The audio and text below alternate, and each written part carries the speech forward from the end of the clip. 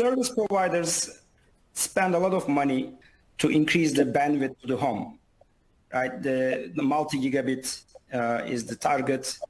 We have gigabit services picking up and multi-gigabit coming in. But whatever you do, bringing to home, it all stops at Wi-Fi if you don't have the capacity that you want and the consistency in the Wi-Fi performance. So Wi-Fi 6, actually, I think the speed increase is nominal. It's not really a biggie, I would say, in the sheer 5-speed increases. But the real benefit Wi-Fi 6 brings is the concurrent connectivity and sharing more, let's say, under better control of Wi-Fi bandwidth when there is many clients connected.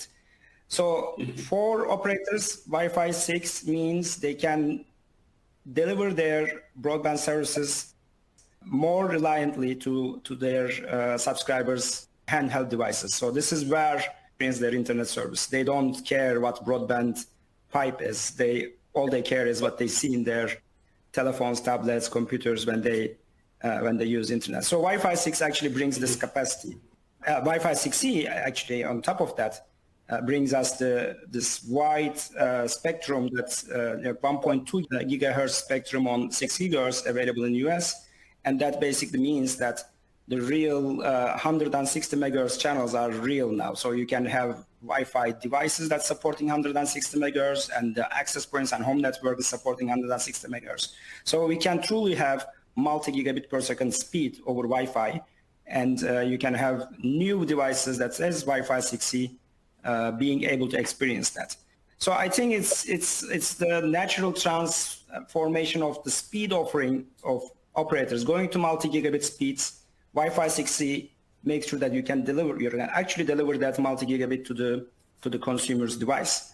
So that's actually an infrastructure investment for the operators, making sure that they can deliver multi-gigabit broadband service to the users with the help of new gateways that supports Wi-Fi 6, Wi-Fi 6E, and also the whole home network, extenders and smart Wi-Fi functionalities that supports it. We don't see any difference in the need of extenders. Extenders are basically the needs depending on the size of the house. And we have already seen test results from Luther that the range is actually not changing. What's changing is the speed at a certain distance. It's better with Wi-Fi 6. Yes, that's what we expect from Wi-Fi 6, right? We want to get better speed.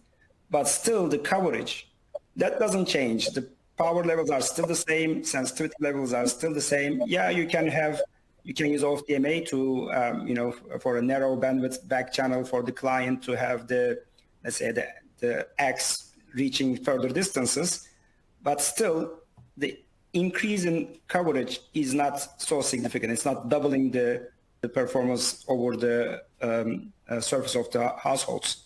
So still extenders are needed. Wherever it is needed, it's not needed everywhere, but for larger locations, you need to enlarge the network.